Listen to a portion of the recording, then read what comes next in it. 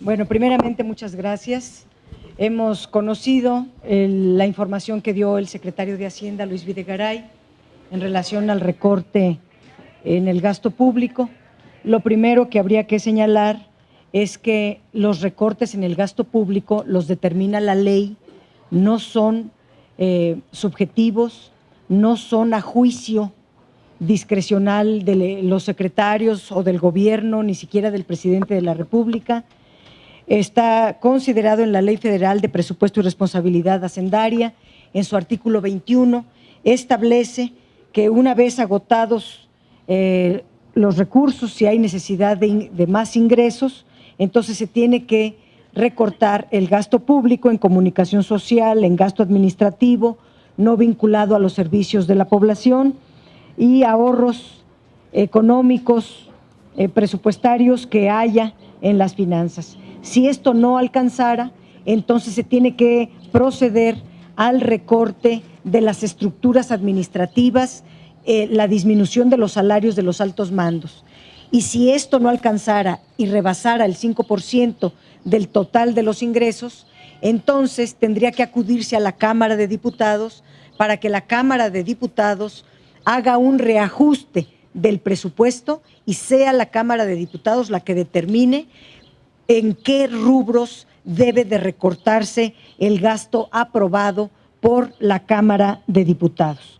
Lo que hemos conocido el día de hoy por parte del secretario de Hacienda, en parte cumple los requisitos de la ley, en parte no. En primer lugar, está hablando el secretario de que esto no afecta los pronósticos de crecimiento económico.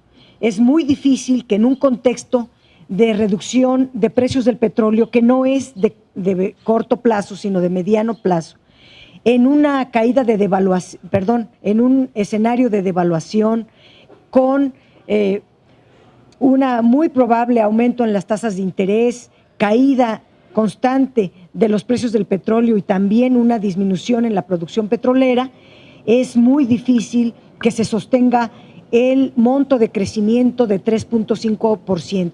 Podemos decir que en el 2015 va a pasar lo mismo que ha venido pasando los últimos años, que se reducen siempre los pronósticos de crecimiento de la economía.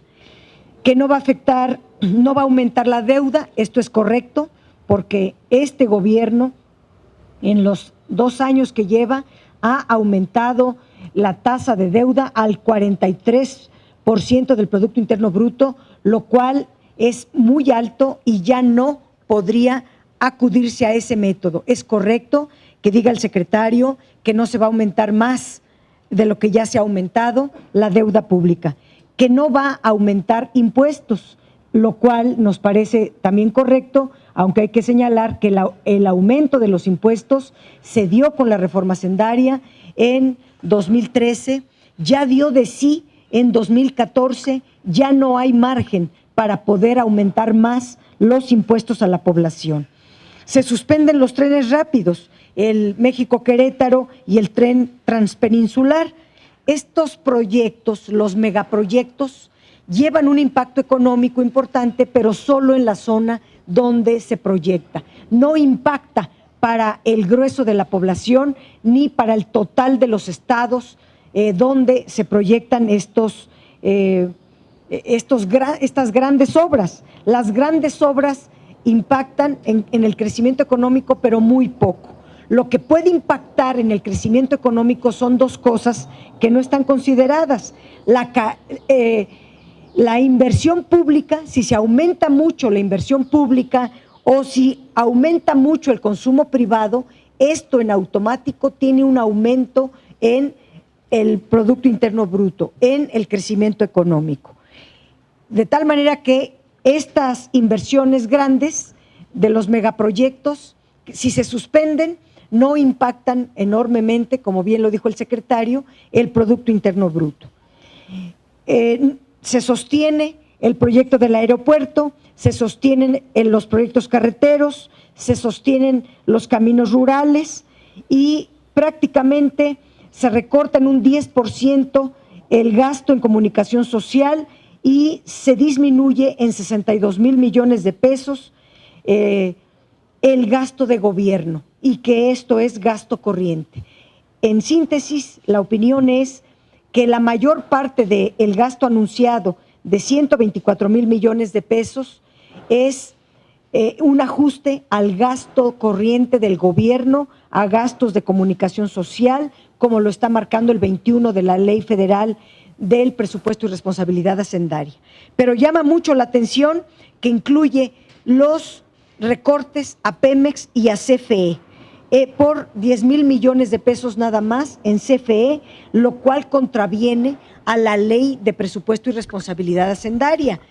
El secretario de Energía el día de ayer declaraba que van a recortar la inversión en Pemex y en CFE.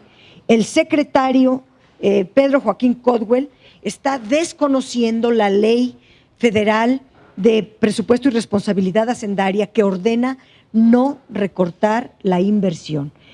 Todo el presupuesto de casi 5 billones de pesos tiene mucha tela de dónde cortar antes de tocar la inversión productiva, mucho menos de una empresa fundamental que da la mayor parte de los ingresos al Estado. Las inversiones petroleras, además, se aprueban para un mediano plazo. Los contratos petroleros no son de hoy para hoy, no son de un mes, de 3 meses, son de 10 años, de 20 años, de 30 años, de 40 años. De tal manera que este anuncio del secretario Codwell solamente evidencia que no sabe cómo funciona la industria petrolera y solo se denotan sus ganas por liquidar el patrimonio nacional y se comporta como un portavoz de los oscuros intereses de las petroleras extranjeras. No está autorizado el recorte a gastos de inversión. Eso solo lo puede autorizar la Cámara de Diputados. Consultando con el coordinador Miguel Barbosa, apenas el martes, primera sesión del periodo ordinario, el Partido de la Revolución Democrática va a solicitar un punto de acuerdo para que se estudie a fondo este anuncio de recorte al gasto público y no se toque ningún gasto en inversión, mucho menos en la inversión productiva de Pemex y de CFE, que son las empresas más rentables de nuestro país. Y en cambio pueda recortarse las pensiones a los expresidentes, los altos sueldos de los altos servidores públicos, y hay muchísimos renglones a los cuales acudir. Por ejemplo, las prestaciones de los servidores públicos, las pensiones vitalicias y eficientar el gasto que se tiene. Es decir, no aceptaríamos que se le recortara el gasto en inversión en Pemex, en CFE, y pediríamos que, si bien los trenes rápidos no son urgentes, sí se invirtiera ese presupuesto en detonar la economía local de varios estados de la República que están necesitando de desarrollo. Pues si tuvieran alguna pregunta, a sus órdenes. Buenos días. Quisiera preguntar si ya tienen un cálculo actualizado por esta razón de la baja en los precios internacionales del petróleo, si ya hay un ajuste de cuánto se habrá perdido, porque evidentemente ya se pasó del límite que se puso para el seguro de la caída de precios. ¿En cuánto andará ya esa pérdida? Sí, eso también no es discrecional y no hay mucha, todo está hecho en cálculos desde que se aprueban los criterios generales de política económica. Los criterios generales de política económica establecen que por cada dólar que baje el precio del petróleo se pierden 3,759 millones de pesos. El precio del petróleo estaba calculado en $79, ahora a $40, pues eso tiene una pérdida de 144,000 millones de pesos. Por lo tanto, si además le hacemos otros cálculos de cómo impacta el tipo de cambio y otros más, pudiéramos concluir que grosso modo la necesidad de inversión es de 198,000 millones de pesos. Perdón, la necesidad de ingresos perdidos sería de 198,000 millones de pesos. El impacto negativo, dicho más correctamente, el impacto negativo en las finanzas públicas por lo que respecta a los ingresos recibidos a través de las transferencias del Fondo Mexicano del Petróleo, que es ahí donde impactan la caída de los precios del petróleo, es tan solo en enero fue de 22,000 millones de pesos. Si estos 22,000 millones de pesos se sostienen durante los 9 meses de este año, pues estamos hablando de 198,000 millones de pesos. En este momento el secretario está hablando de 124,000 millones de pesos. Digamos, se está yendo a la baja, seguramente está esperando que haya un ingreso por otras vías. Y la otra vía que puede haber es solo una, que se detone la economía. Ojalá sea por esta vía, pero para detonar la economía tienen que invertir recursos públicos en la economía local, es decir, en la economía endógena, y mejorar el consumo. El consumo hoy por hoy está abatido, el consumo interno, la demanda agregada interna.